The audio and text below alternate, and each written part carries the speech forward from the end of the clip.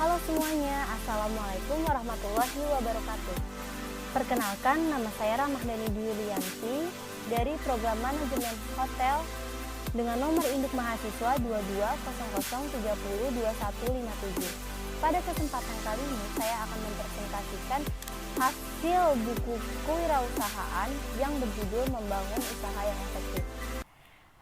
Pada kesempatan ini saya akan membahas buku yang pertama, yaitu mengidentifikasi peluang dan pengembangan bisnis ide-ide dalam berwirausaha. Area fungsi bisnis yang saya pilih kuliner bento cake, yaitu langkah-langkah yang pertama, mengidentifikasi tipe-tipe konsepsi peluang berdasarkan konteks bisnisnya.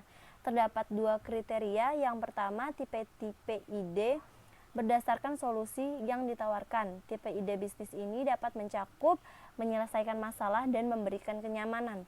Lalu kriteria yang kedua, konsepsi peluang dan aspek esensial yang diidentifikasi untuk menarik peluang bisnis. Konsepsi peluang merupakan sesuatu yang dapat mengarah pada bisnis yang diinginkan dan layak, yaitu keunggulannya. Lalu aspek esensialnya dapat mencakupi tepat waktu. Langkah yang kedua, mengidentifikasi peluang berdasarkan pendekatan wirausaha, yaitu terdapat kriteria yang pertama, mengidentifikasi peluang bisnis dan ide-ide baru. Contohnya, tren lingkungan strategis. Saya memilih kekuatan ekonomi karena tingkat ekonomi, level pendapatan, pola pengeluaran konsumen. Lalu kriteria yang kedua, masalah sektor atau bidang diidentifikasi yang dapat menjadi peluang bisnis. Masalahnya yaitu sarana prasarana serta sumber daya manusianya. Lalu ada faktor kriteria yang ketiga, yaitu kesenjangan produk atau jasa yang diidentifikasi dengan konteks pasar. Contoh kesenjangannya yang di sini saya ambil kualitas produknya. Lalu langkah ketiga, mengidentifikasi karakteristik personil wirausaha. Yang pertama kriterianya yaitu pengalaman industri sebelumnya. Di sini saya dapat memberikan keuntungan yaitu produktivitas, pengalaman mengatasi masalah, memiliki jejaring yang lebih luas. Lalu kriteria yang kedua, faktor kognitif. Faktor kognitif dapat memberikan keuntungan mulai dari sensitif terhadap peluang dan kewaspadaan terhadap suatu masalah. Kriteria yang ketiga, jaringan sosial diidentifikasi berdasarkan pengalaman dan jejaringan sosial. Jejaringan sosial dapat memberi keuntungan mulai dari hubungan yang kuat antar sesama. Lalu faktor kriteria yang keempat, langkah-langkah kreativitas diidentifikasi untuk membangun ide-ide baru yang lebih bermanfaat. Langkah untuk membangun ide kreatif tersebut mulai dari persiapan, wawasan, evaluasi, serta elaborasi. Langkah keempat, membangun ide-ide bisnis. Yang pertama, kriterianya praktik brainstorming.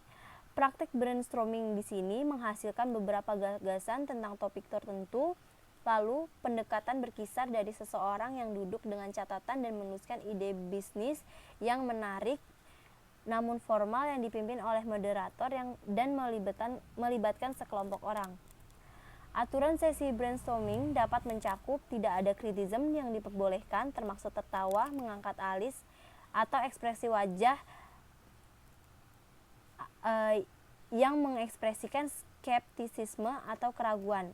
Dan yang kedua, freewheeling, yang merupakan ekspresi bebas dari ide-ide dari peraturan atau pembahasan yang dianjurkan. Semakin banyak ide, semakin baik.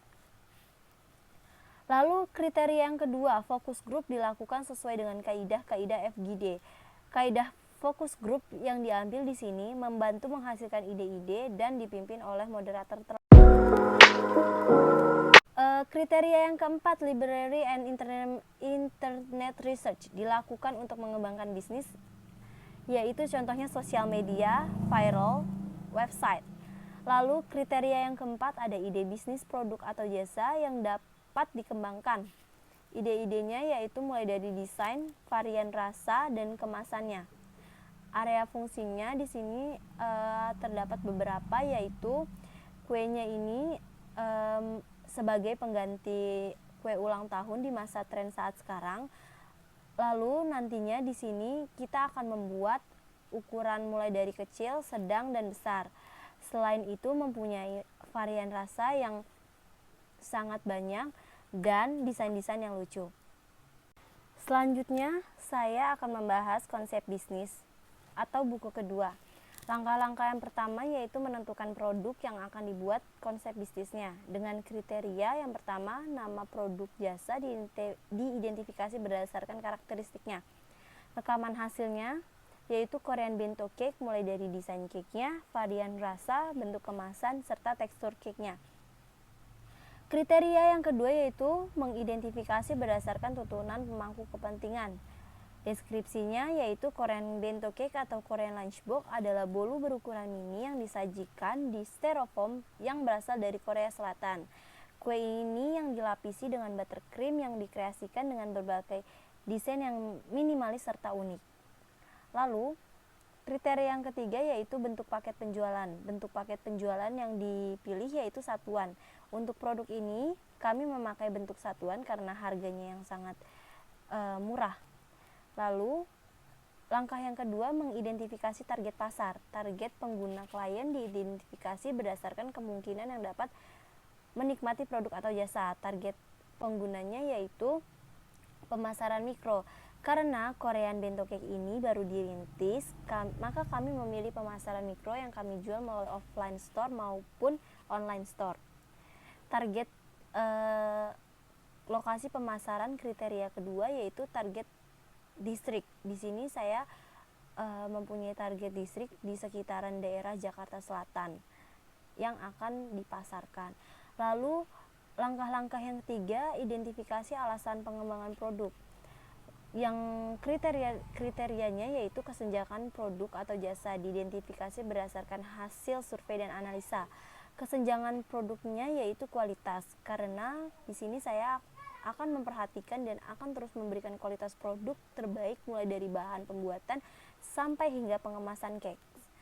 Lalu yang kedua kriterianya yaitu peluang dasar diidentifikasi berdasarkan hasil survei dan analisa, yaitu pengembangan produk atau menjual produk baru di pasar yang sudah ada. Dengan adanya daya saing, maka saya melakukan pengembangan produk mulai dari inovasi rasa, tekstur, serta desain dan ukurannya.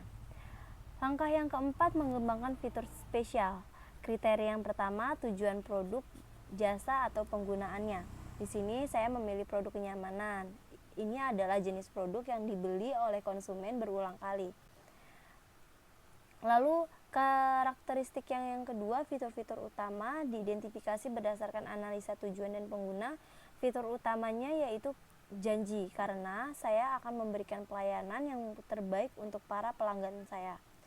Lalu karakteristik yang ketiga, manfaat dan jasanya, yaitu manfaat dari bento cake ini sebagai hadiah atau kejutan untuk orang tersayang, karena desain yang unik dan menarik akan membuat orang merasa senang. Lalu kriteria yang keempat yaitu reliabilitas produk jasa diidentifikasi sebagai jaminan langsung pengembangan bisnis, yaitu area bisnis utama. Korean bento cake ini terletak di lokasi yang sangat strategis, aksesnya yang mudah dijangkau oleh transportasi.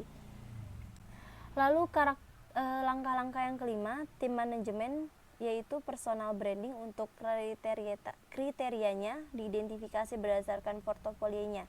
Di sini personal branding tim konsultan mendapatkan pengakuan masyarakat.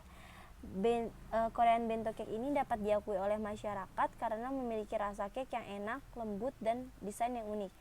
Lalu kriteria yang keduanya, kualifikasi tim sesuai dengan kerangka kualifikasi nasional, yaitu terdapat level okupasi yaitu baker. Setelah membahas buku ke-1 dan kedua, saatnya saya akan membahas analisa kelayakan usaha untuk buku ketiga. Di sini yang pertama, analisa kekuatan ide atau bisnis produk jasa. Potensi rendah -1, potensi sedang bernilai 0, dan potensi 3 nilainya 1. Poin pertama, tingkat diinginkan pasar terhadap produk atau jasa. Mengambil keuntungan dari tren lingkungan, potensi tinggi bernilai 1. Menyelesaikan masalah, potensi tinggi bernilai 1. Mengatasi kesenjangan yang tidak terisi di pasar, potensi tinggi bernilai 1. Ketetapan waktu masuk ke pasar, potensi tinggi. luasnya gagasan menambahkan nilai bagi pembeli atau pengguna akhir, potensi tinggi, sejauh mana pelanggan puas dengan produk pesaing yang sudah ada, potensi sedang bernilai kosong, sejauh mana ide tersebut mewajibkan pelanggan untuk mengubah praktik dasar atau perilaku mereka, potensi rendah -1, dengan hasil 4. Lalu poin kedua, permintaan produk atau jasa disurvei langsung atau online. Seberapa besar kemungkinan pasar akan membeli produk atau layanan yang ditawarkan, potensi tinggi bernilai 1, bagaimana mereka bersedia membayar untuk produk atau layanan, potensi tinggi, di mana mereka dapat menemukan produk atau layanan ini untuk dijual, potensi tinggi, dengan skor 3, lalu mendapatkan rata-rata 3,5 poin. Yang kedua, kelayakan target industri, potensi rendah -1, potensi sedang kosong, potensi tinggi bernilai 1. Yang pertama, daya tarik industri, jumlah kompetitor sedikit, poin 0, tahap siklus industri, poin 0, fase pertumbuhan, tingkat pertumbuhan industri bidang ini, pertumbuhannya sedang, poin 0, pentingnya produk dan atau layanan industri kepada pelanggan, poin 0, sebaiknya memiliki margin operasi industri rendah -1, dengan skor 2. Daya tarik target pasar dan konsumen, identifikasi target pasar untuk usaha baru yang diusulkan, poinnya tinggi, teridentifikasi, kemampuan untuk menciptakan penghalang untuk masuk bagi pesaing potensialnya dapat menciptakan, poinnya 1. Daya beli pelanggan, poinnya tinggi, bernilai 1, kemudian membuat pelanggan sadar akan produk atau layanan baru, bernilai 1, tinggi, kemudian kemudahan membuat pelanggan sadar akan produk atau layanan baru, poinnya 1, tinggi, potensi pertumbuhan target pasar, yaitu bernilai kosong sedang, dengan skor 4, lalu rata-rata menjadi 3 poin. Yang ketiga, analisa kelayakan organisasi, potensi rendah -1, potensi sedang bernilai kosong, dan potensi tinggi bernilai 1. Kecakapan proses manajemen, pendiri atau pengalaman pendiri dalam industri, pengalamannya sedang, bernilai kosong, pendiri atau keterampilan pendiri berkaitan dengan produk jasa yang baru diusulkan, potensi tinggi, hasilnya terampil, sejauh mana jaringan profesional dan sosial pendiri atau pendiri di industrinya yang relevan, poinnya luas, bernilai 1. Sejauh mana usaha yang baru diusulkan tersebut memenuhi tujuan dan aspirasi pribadi pendiri atau pendiri, sangat kuat, bernilai 1. Kemudian tim bisa disatukan untuk memulai dan menumbuhkan usaha baru, poinnya sangat mungkin, bernilai 1. Hasilnya 4.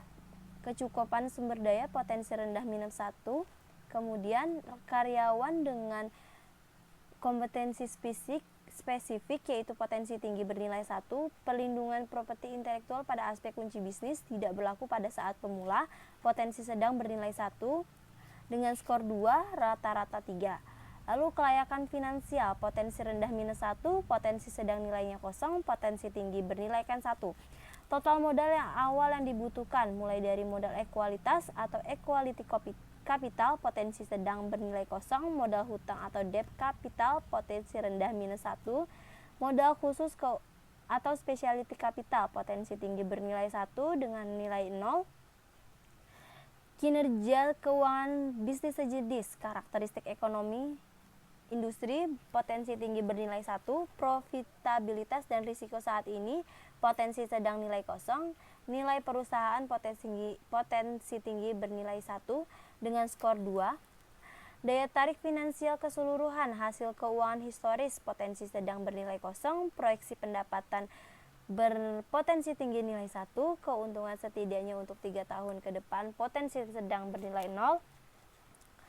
Margin kotor dan laba sebelum pajak sebagai persentase dari pendapatan, potensi sedang bernilai kosong, daya tarik relatif terhadap perusahaan lain yang telah Anda lihat, potensi tinggi bernilai 1 dengan skor 2, skor 1 dengan rata-rata nilai 1,3.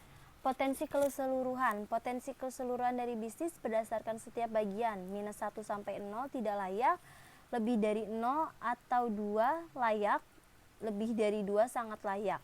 Bagian pertama, kekuatan ide bisnis. 3 dengan mendapatkan rata-rata 3,5, potensinya sangat layak. Sarannya lebih memperluas pasar dengan cara memaksimalkan penjualan secara online. Bagian kedua, isu terkait industri atau pasar. Dengan nilai 3, potensi sangat layak. Sarannya lebih inovatif dan mempunyai ciri khas agar dikenal sebagai yang paling beda di kalangan masyarakat. Bagian ketiga, kelayakan organisasi. Poin 3, potensinya sangat layak, memberikan reward berupa lisensi atau sertifikat kepada karyawan. Bagian keempat, poin 1,3, potensinya layak, lebih memaksimalkan dalam mengolah pembiayaan, pemasukan, ataupun pengeluaran. Penilaian keseluruhan dengan rata-rata 2,7, potensinya sangat layak. Segera dikembangkan dan diwujudkan langkah pengembangan ide bisnisnya untuk ditindaklanjuti. Terdapat ringkasan, dilihat dari tabel analitis di atas, ide bisnis ini sangat layak untuk dikembangkan dan diwujudkan langkah-langkah pengembangan ide bisnisnya dan ditindaklanjuti. Sekian dari presentasi saya. Mohon maaf bila ada kekurangan.